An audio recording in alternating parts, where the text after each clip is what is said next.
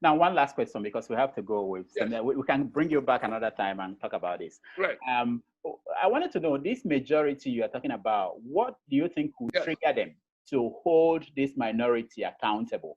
Do you think that this fear that people have about the influx of people from the north to the south could be the trigger? Yes. And do you actually think that people from the north are not allowed to, shouldn't be allowed to live in the south if they wanted to?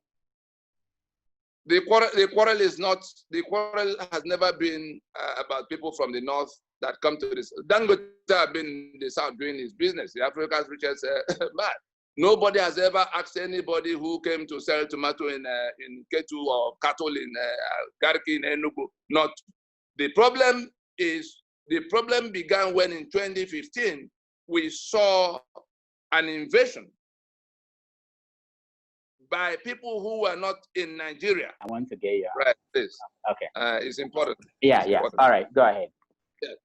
So I was saying that in what we have now, that minority is minority in comparison with the people they claim to represent.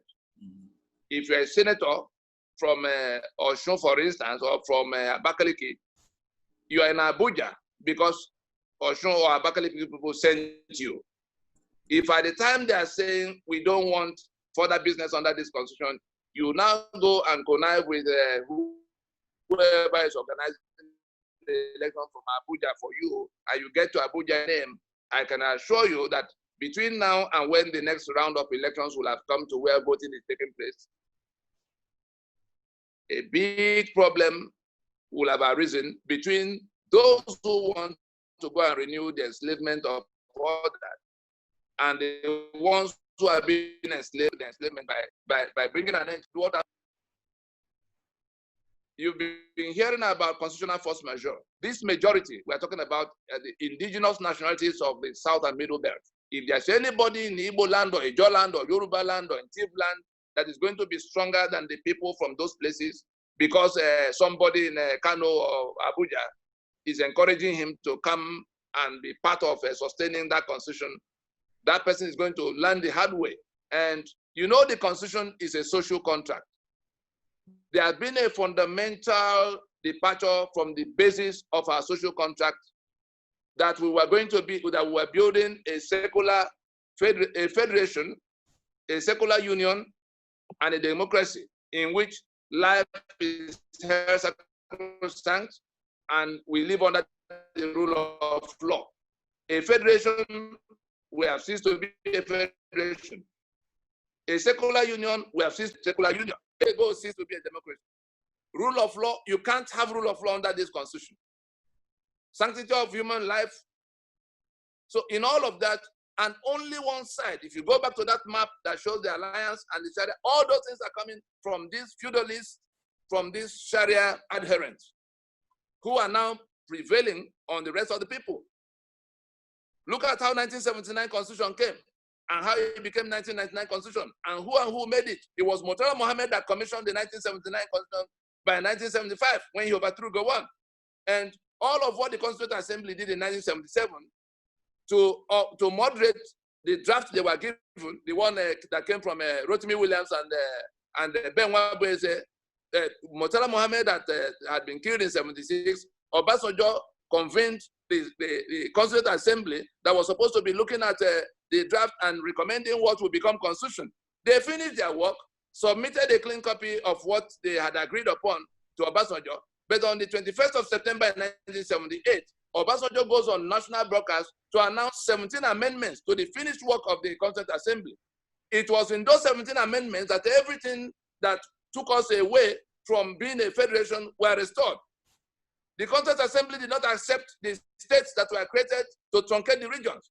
People are talking about Ironsi that damaged our federation. It wasn't, Ironsi did not touch, decree number 34 of 1966 did not touch the structure of the Federation of Nigeria. It was decree number 14 of 1967 by Gowon that broke the 4 regions into 12 states. That was the first time the structure of Nigeria was touched, 1 year after Ironsi had been killed. So we are talking about something that is so fundamental. There has been a departure from the basis of the social contract. And when something happens when an extraordinary circumstance arises in a contract, parties who are no longer able to keep the obligations under that contract are in a position to declare force majeure and suspend obligations under that contract. That's why we have come to. The social contract, the Constitution of Nigeria, has come under that situation in which there have been an extraordinary situation that take away the basis of the contract itself.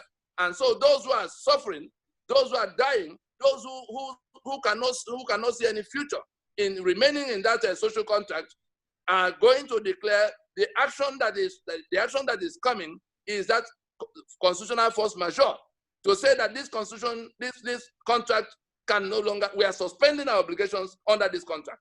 And when that majority has taken that step, let us then see the number of those who insist that they will use guns to muzzle the rest of the people into submission. Then we'll count their guns. Now, somebody might ask you, have you thought about this majority moving ahead to recall people who are representing them in Abuja, to recall them and say, look, we don't want you anymore, come back until this is done? Is that a possibility? Of course, there are dates for when these things will happen. It's not even a matter of possibility. It's just the lockdown that's delayed a few days. There are dates already fixed for when such things will happen. To tell you that it's not something we're pulling from under our hearts. In the resolutions of the Solemn Assembly of the Peoples of the Lower Niger that happened in Port Harcourt, is actually an item on the resolution that when the time comes, when we have consulted with all our alliance neighbors and we are ready to make the push against that constitution, that will recall those who represent us under that constitution for consultations. If we are very close to that time, once we declare this emergency, of course they will be recalled for consultation. We are not asking them to resign or do it, but they must come and sit down to agree with those who they represent under that constitution how we can proceed. Of course, there might be some who will say, oh, who are you to invite us? That will be their decision. But as for whether they'll be recalled from the point that constitutional force majeure is declared. Let it be clear to those who will be trying to understand it when it begins to unfold. The owners of the land, the indigenous nationalities of Southern and Middle Belt Nigeria, have come to where the social contract, the constitution that was imposed in negation of their right to self-determination, because that is what you get when the constitution you have is toppled and replaced by one that is not negotiated.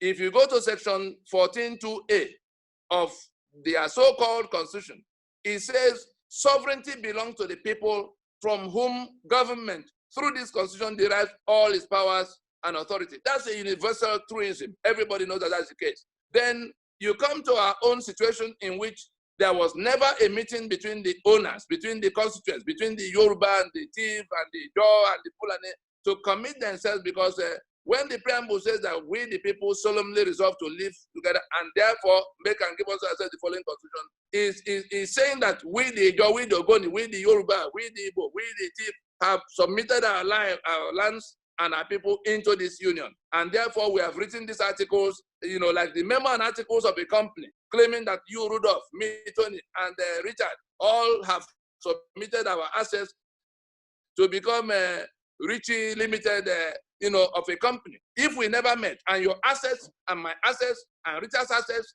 have been corralled by force, that's what we have now. They've seized everybody's assets, and then they put our signature on their title document. It is that title document called that constitution which defines this social contract that we are rejecting. You cannot keep my signature on that document. It's not the business of National Assembly. It's like, because some people are saying, no, why can't National Assembly amend whatever? No, the legislative mandate of National Assembly does not include constitution making. Let's get that straight. So if anybody is in National Assembly hoping that anything happening to constitution will be brought to him, It's like saying that the managers you hired in your company are the ones that will rewrite your memo and article if there's something to be rewritten in it. Is it the shareholders or the managers they hired that write the memo and article? The memo and articles to the company is like the constitution to the country. The memo and article that brought us together in Lancaster House have been overtaken since 1966. So Nigeria is actually a defunct federation. Those who held the caucus together and who have been holding it to the exclusion of the owners of the vast majority, the South and Middle Belt, those people are saying that that imposition must come to an end, because not only has it taken all their assets, it's now taken their lives. The only reason why people can come into communities and kill people with no consequence is that they can't touch guns. Who said they can't touch guns? Because somebody wrote it by decree into that constitution. So we are just trying to break these things down for everybody. The electricity we do not have, the infrastructure we do not have, the right to defend ourselves which have been taken away, and all of the opportunities that have been denied those who who in the quota system. You know what it brings. Look at something like NYSC. Since 1973, the purpose of the NYSC, we had a war in which the quarrel was how we will live together. Instead of going to solve that problem, people introduced something that was a deceit. Say, we'll let young people go and mix up with themselves so that they can become familiar with themselves. That's one side of, that's the front end. The back end is this. The children of Port Harcourt, the children of Lagos, the children of Ibadan, the children of Enugu are sent to Karanamoda and Potiskum and Biu to go and perish. Whereas the children of Kano, the children of Sokoto, and the children of Meduguri are sent to Port Harcourt, sent to Lagos, sent to Warri, to be absorbed in NNPC, to be absorbed in MPA, to be absorbed in Central Bank. That's what has been going on since 1977, 73. And somebody now put it in that constitution so that we cannot amend it. 90% of those managing the affairs of Nigeria today were recruited from that back door. The Land Use Act, you know how it got there. So in all of this, people's lives have been rendered unlivable under that truncated social contract, under that social contract that replaced the one we agreed upon. The social contract, meaning the constitution that brought us together as one union, have been frustrated by those who introduced all these elements, the Sharia and the collapse of the rule of law, because no rule of law can be attained under an apartheid constitution. We have something worse than apartheid. In apartheid, at least you were sure that it was the Boers, the whites on one side, and the other people. And you see the society that they developed. They had systems which they developed in the days of apartheid. But look at what we have now, the Fulani. What system have they developed other than damaging all of the ones they met here? So we say we can't continue to live like that. If the only reason why I have to be killed is because I have to be in Nigeria with people who ate a ditch of faith to kill me, of course, I will say I don't want that union. Whatever now, be the other benefit. Now, let me ask one and last there's a majority saying that today. Let me ask one last question. I understand that you know the President Muhammadu Buhari, and what do you know about him, and what do you think that is going on in his mind about some of these ideas that you have? Do you think that he's someone that is capable of understanding what is you think is about to happen in Nigeria, or is he someone who doesn't care? At the time we called a meeting of the owners of Nigeria, remember Pronaco, in which Enohoro and Frank and Jupo, all of them invited other people to come. Let's discuss how we can carry on with our union that had more or less collapsed. 2005.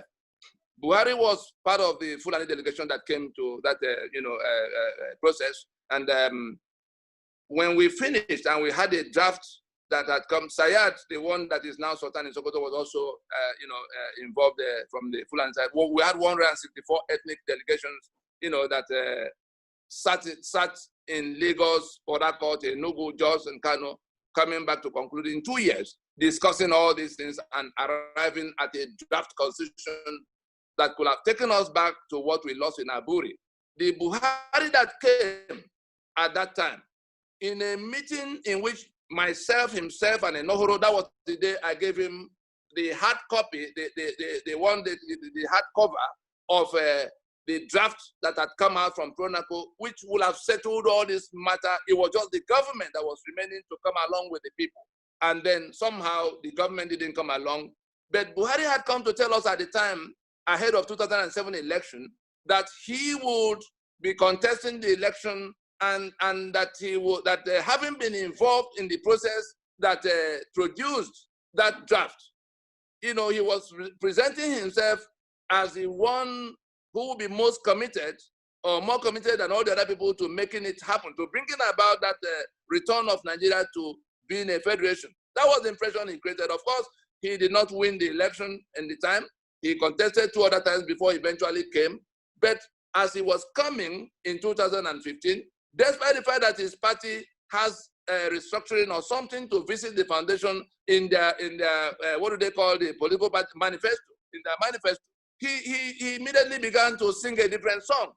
I do not know whether I've not dealt with him in the last since he came back in this manner, but all of what we have heard from him on that subject sounds like the exact opposite of what he was discussing with us at the time he participated in the process that produced a constitution that will have solved the problem. And he came to the point where he went to France to allege that all of those who have been talking about fundamental reconstruction of Nigeria do not know what they're talking about. Again, we had to make a response to him, a formal response to him, which was in the form of an open memorandum, the LNC-MNN Alliance, on the 16th of November in 2018, raised an open memorandum to the president on the matter of restructuring, where we spelled out what should happen step by step, and telling him that the process to do it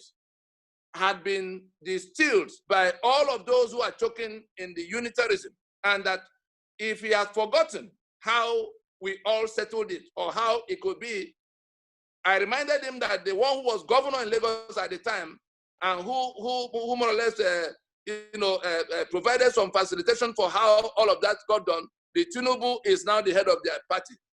The one who was chief of staff of Tinubu, Fashola, again involved at the time these things were happening. They are in his cabinet. He can find out from them if he has forgotten any part of what will solve this problem. But it was all those things that we restated again in that open memo. Guardian newspaper published it on the 18th of November in 2018. It was written to him on the 16th. Guardian published it on the 18th of November. The title, people can still Google it and find, the title is Open Memorandum to President Muhammadu Buhari on restructuring by the LNC-MNN Alliance. When we go there today, if we want to solve this problem today, if we want to solve the problem that's confronting Nigeria today, it is that two-stage process in which those who will be federating first make out the constitutions by which they will federate, and then go to another meeting to marry those, to discuss the terms upon which they will submit their sovereign units into a union. In those two stages, the matter is not one for National Assembly. It is beyond their mandate. The matter is not the one of calling meeting in Abuja to say, let's have national conference. No, it is to accept that the first order of business is to accept that we have not made the constitution. Then we go to a transition like South Africa did in 1990. It is in that period, we have no quarrel with those in government house. You can see that in all the times we've been talking on interviews, I've never come to say that the president this or governor that is not doing well. The constitution defines all of what they are doing. The constitution creates avenues for corruption, massive corruption. To tell you the kind of thing that the constitution allows, section 6, subsection 6C of the Constitution of Nigeria relieves the government of responsibility towards the citizen. So the government does not owe you school or hospital or road, any of all those good things that are written in chapter 2, because that section, renders the whole of chapter 2 that define the benefits that should go to the citizen under that social contract. You hear where they say government, that the first responsibility of government is your welfare and your security. All of those things are made optional, are made discretionary.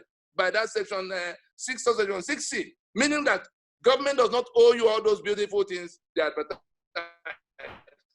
Second, you come to the matter of the control of the treasury. Who can go take money in the treasury? Section 81 says that the president must obtain permission of National Assembly to spend any money from the treasury. Section 82 allows him to run government, spending the money that he needs to spend, subject to certain dubious, ceilings. Where does that leave you? The president has the spare key to the treasury, and he can use it as he deems fit, because you can't question him while he's in office. Section 308 gives him absolute immunity.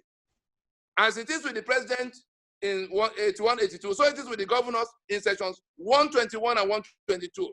I'm ashamed of the lawyers in Nigeria that they will want to commit that they're living under a constitution that relieves the government of responsibility towards the citizen, that gives the spare key to the treasury, to the heads of the executive branch, and that grants those heads of the executive branch, a comprehensive immunity. So at what point are you going to get anything different from what you're getting now? So the corruption that they're talking about that has eaten up Nigeria, under this constitution, corruption is official.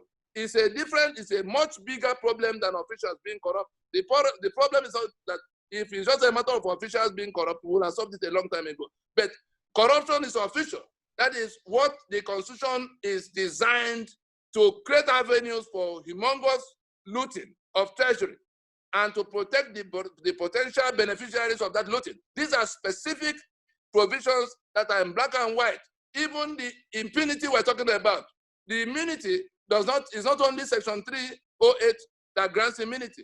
Section 6, subsection 6D, actually stated two dates, 15th of January, 1966, and 29th of May in 1999, 33 years. That section 6, subsection 6D, grants absolute immunity to all of those who have committed any crime, whether they killed 1 million people or they stole everybody's assets, all of what went wrong in Nigeria between 15th of January, and we know what those things are. And the point they handed back in 1999, May 29th, that section puts it beyond inquiry. So that if your assets are taken by a man who was your neighbor, but who now, because he was in uniform, took all your assets or wiped off all the people in your building, the world is still chasing after Nazi war criminals, the people who committed the killings that became the basis of all kinds of things that happened in 1939, 1938. What is it about the one that happened in Nigeria involving 3.5 million deaths that has now become so remote? And because nothing has happened to those who did it, they are still threatening us today, saying they will do more. And everybody's watching. So we're saying that constitution that makes it possible will have to go down. It is an option for everybody to come to meet everybody halfway. But if anybody thinks they're going to frighten people into submission, I can only wish them good luck. Mr. Nnadi, thank you so much for joining us. It's been a wonderful conversation. And when we talk to other people involved, we may bring you back and continue this conversation. Thank you. Thank you. All right. My pleasure. Thank you. Bye-bye. Thank you. It's been our conversation with Tony Nnadi, the Secretary General of the Lower Niger Congress. We hope you stay tuned and keep watching, and we'll bring you more exclusive interviews. This is just the beginning. Thank you so much for watching. Like I said, in the next few days, we'll try to reach out to Garba Shehu and Nnamdi Kanu and see if we can get their perception on this. I thank you for watching. And I want to also assure you that we are going to do more of these conversations with political actors, influential people in the conversation about Nigeria and Africa. So stand by and keep watching, and thank you so much. I appreciate this. Again, my name is Rodolfo Okonkwo.